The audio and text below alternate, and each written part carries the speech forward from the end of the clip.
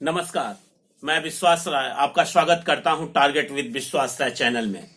आज हम सीटेट 2020 के एनवायरमेंटल स्टडीज पर चर्चा करने वाले हैं। इन 5 भागों में उसके सिलेबस में 5 भाग हैं और 5 भागों में पर्यावरण एक मुख्य भाग माना जाता है, जो 30 क्वेश्चन आते हैं।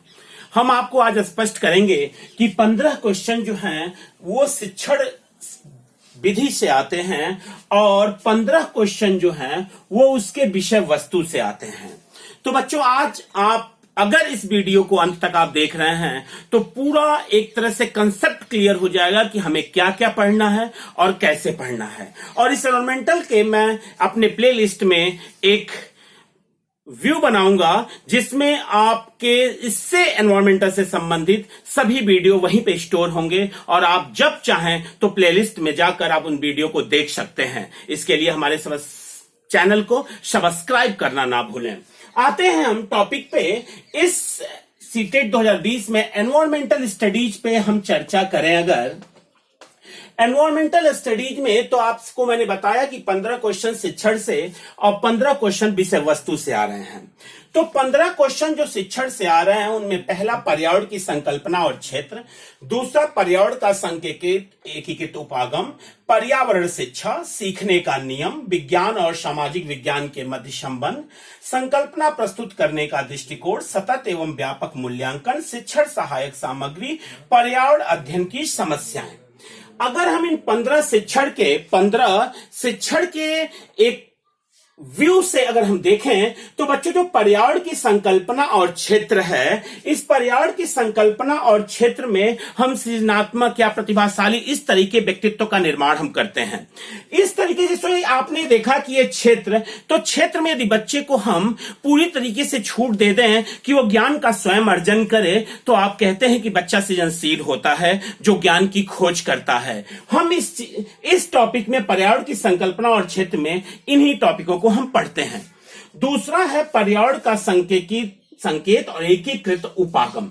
एकीकृत उपागम के अंतर्गत यदि हम देखें तो आपको पता होगा कि एनसीएफ 1975 में एक कंसेप्ट लाया गया, जिसे एनसीएफ 2005 में इसे लाकर एक हमारे सामने प्रस्तुत कर दिया गया। 1992 में एक समिति बनी, यशपाल समिति, जो बिना बोझ के शिक्षा पर आधारित थी।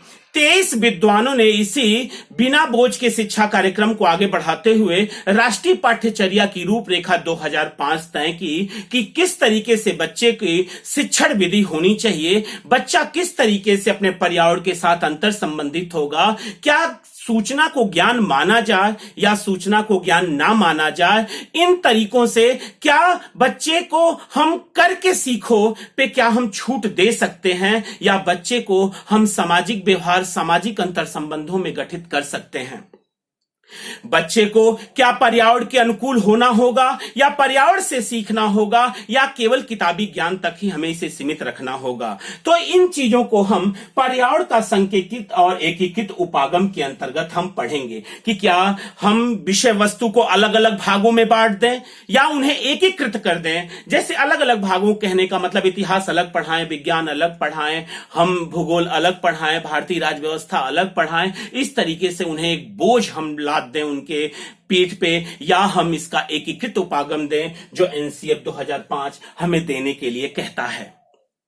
पर्यावरण के साथ शिक्षा लेने के लिए हमें कहता है, पर्यावरण के साथ अंतर संबंधित होने के लिए कहता है, वाह्य वातावरण के साथ जुड़ने के लिए कहता है, रटंत पद्धति को समाप्त करके विषय की समझ स्थापित करने की बात करता है, बाहर यानी वो खेल के दौरान सामाजिकरण सीखने की व्यवस्था करता है, वो सूचना को ज्ञान नहीं मानता, वो समझ के द्वारा ज्ञान को विकसित करने की बात करता है। आओ करके सीखें, इन चीजों पर वो महत्व देना प्रारंभ करता है। तो किस तरीके से हम देखेंगे कि इस पर्यावरण का संकेत और एकीकृत उपागम को हम किस तरीके से पढ़ेंगे।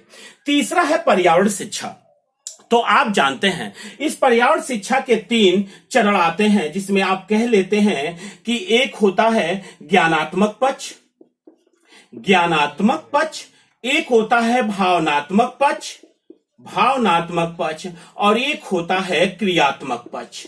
एक होता है क्रियात्मक पक्ष, यानी ज्ञानात्मक पक्ष, एक भावनात्मक पक्ष और एक क्रियात्मक पक्ष। किस तरीके से हम पर्यावरण शिक्षा को अंतर संबंधित करते हैं, यहां हम इस पर पूरी तरीके से क्लास में एक तरह से डिस्कस करेंगे। विज्ञान और सामाजिक विज्ञान के मध्य संबंध, विज्ञान और सामाजिक विज्ञान के मध्य संबंध की जब आप बात करते हैं तो हम ये पूछते हैं हम कि एनवायरमेंटल को क्या हम विज्ञान माने या कला माने, तो आप कहते हैं ना ये पूर्ण रूप से विज्ञान है, ना ये पूर्ण रूप से कला है, ये विज्ञान और कला दोनों है। तो इसी वजह से हम यहाँ पे एक टॉपिक देख रहे हैं सीटेट का, जिसमें कह रहा है कि विज्ञान और सामाजिक विज्ञान के मध्य संबंध स्थापित करना। छठा आप देख रहे हैं संकल्पना प्रस्तुत करने का दृष्टिकोण, यानी बच्चा अपनी बात को किस तरीके, एनसीएफ 2005 भी कहता है कि बच्चे को आप साइलेंट मोड में नहीं रख सकते। बच्चा एक वैज्ञानिक है तो कंफर्म है कि वो अपने कंसेप्चुअल लैंग्वेज में अपनी बात को रखना चाहता है। इसीलिए एनसीएफ 2005 भी कहता है कि समावेशी कक्षा होनी चाहिए, कक्षा एक लोकतांत्रिक कक्षा होनी चाहिए जहां पर एक स्वस्थ संवाद स्थापित हो बच्चे और शिक्षक के बीच में। अगला है सतत और व्यापक मूल्यांकन। आप देख रहे हैं बच्चों, इसका मतलब होता है शिक्षण विधि के पहले और शिक्षण विधि देने के बाद इनका मूल्यांकन करना ही सतत और व्यापक मूल्यांकन कहलाता है। और अगला शिक्षण सहायक सामग्री, जिसमें आप स्पष्ट रहेंगे कि श्रव्य सामग्री, दृश्य और शब्द सामग्री और जो इक्विपमेंट हैं शिक्षण के, जो शिक्षा देने के यंत्र हैं, उन्हें हम इस 8वें में शिक्षण सहायक सामग्री के अंतर्गत पढ़ेंगे।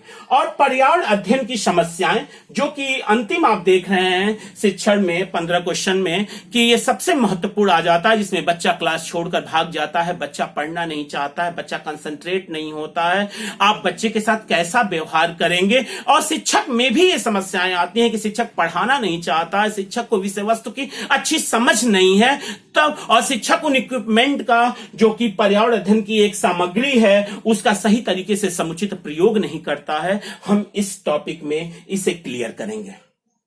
तो आपने देखा शिक्षण विधि में कि शिक्षण के 15 प्रश्न आ रहे हैं और मैंने कहा था विषय वस्तु के भी 15 प्रश्न आएंगे। विषय वस्तु में बच्चों यदि आप देखें तो विषय वस्तु 6 मुख्य थीम होते हैं। इसके 6 मुख्य थीम हैं। पहला परिवार एवं मित्र है, दूसरा भोजन है, तीसरा आश्रय है, चौथा जल है, 5वां यात्रा है और 6वां है हम जो सोचते हैं और जो करते हैं। तो अगर एक क्वेश्चन तो 1 से 2 क्वेश्चन तो केवल विषय वस्तु से आते हैं बच्चों। अगर हम सही तरीके से कंसंट्रेट हो जाए तो सीटेट के 2 क्वेश्चन तो हम केवल विषय वस्तु से पा जाते हैं। अभी पिछले ही क्वेश्चन 2019 के ही पेपर में अगर आप देख लें तो आपको पूछा था कि मुख्य थीम क्या है। अब जैसे आपसे क्वेश्चन ऐसे पूछ दे कि मुख्य थीम, पर्यावरण की मुख्य थीम क्या है, और मुख्य थीम में आपको ऐसे दे दे संबंध है, कार्य है, खेल है, आश्रय है, तो आप कहते हैं मुख्य थीम आश्रय है। संबंध, कार्य और खेल मुख्य थीम नहीं है, ये उप थीम है। ये परिवार एवं मित्र के उप थीम कहलाते हैं, यानी ये उप थीम है, उप थीम है। जबकि ये जो काउंट आप कर रहे हैं first, second, third, fourth, fifth और सिक्स्थ, ये जो आप काउंट कर रहे हैं ये मुख्य थीम कहलाते हैं और ये उप थीम कहलाते हैं। यानी परिवार एवं मित्र के ये जो 5 देख रहे हैं ये उप थीम है। संबंध है, कार्य है, खेल है, पशु हैं, पौधे हैं। और उसके अगर मुख्य थीम पूछता है तो 6 मुख्य थीम इसके पास हैं। परिवार है, भोजन है, आश्रय है, जल है, यात्रा है और हम जो सोचते हैं और जो करते हैं। परिवार एवं मित्र, आपको पता है बच्चों कि संबंध परिवार, अभी क्वेश्चन पूछा था कि परिवार माता पिता और बच्चे भारत में एक परिवार की संकल्पना प्रस्तुत करते हैं। पहला था सत्य है, ऐसा ही होता है। दूसरा था असत्य है, भारत में कई प्रकार के परिवार पाए जाते हैं। तीसरा था सत्य है, परिवार का यही एक व्याख्या ही होती है। और चौथा था इनमें से कोई नहीं। तो कंफर्म था इसका आंसर दूसरा था कि असत्य है, भारत में अनेक प्रकार के परिवार पाए जाते हैं। तो हाँ, जरूर परिवार, हमारे एकल परिवार भी होते हैं, हमारे पास संयुक्त परिवार भी होते हैं। कार्य, खेल, पशु, पौधे, यहां से क्वेश्चन, बहुत सारे क्वेश्चन आपको सीटेट के पेपर में देखने के लिए मिल जाते हैं। यानी 5 आपके पास उप थीम है परिवार और मित्र के, इसको हम उप थीम कहते हैं, और ये 6 जो आप देख रहे हैं ये मुख्य थीम होता है। भोजन, अभी क्वेश्चन पूछा था, उसने क्वेश्चन पूछा था टेपियोका केरल में, और फिर आपसे क्वेश्चन पूछा था कि कहां पर मछली नारियल के तेल में बनाई जाती है। तो इस तरह के क्वेश्चन जो होते हैं वो भोजन के अंतर्गत आते हैं।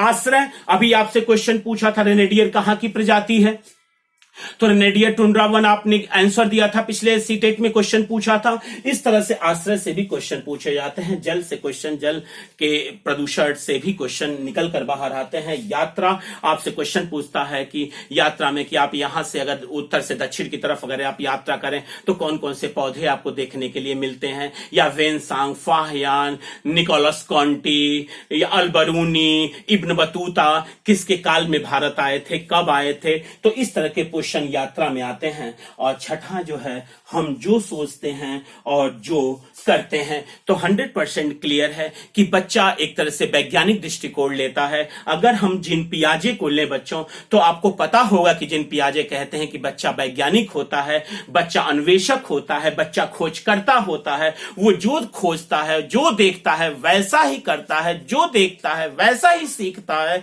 वहीं पे आपको पता ही होगा, जॉन लॉक कहते हैं, अगर एक दार्शनिक दृष्टिकोण से हम देखें तो जॉन लॉक कहते हैं नहीं, ये तो साफ स्लेट के समान होता है, ये कोरे कागज के समान होता है। और आपको पता है बच्चों, क्वेश्चन पूछा था और उसका आंसर जी पियाजे माना था, क्योंकि विषय वस्तु में हम जो सोचते हैं और जो करते हैं वही करते हैं। इसका मतलब बच्चा एक वैज्ञानिक दृष्टिकोण लेकर आता है, बच्चा वैज्ञानिक दृष्टिकोण लेके आता है। तो ये आपका पूरा सिलेबस रहा। ये सीटेट 2020 के एनवायरमेंटल पे पहला वीडियो है, और अगले टर्म पे जल्द ही आपके पास अगला वीडियो इन सभी टॉपिकों पर एक एक करके आएगा। यानी 9 टॉपिक ये और 6 ये, 9, 6, 15 टॉपिकों पे एनवायरमेंट के वीडियो बनेगा एनवायरमेंटल के। और हम आपको विश्वास दिलाते हैं कि आपका क्वेश्चन यहां से बाहर नहीं जाएगा।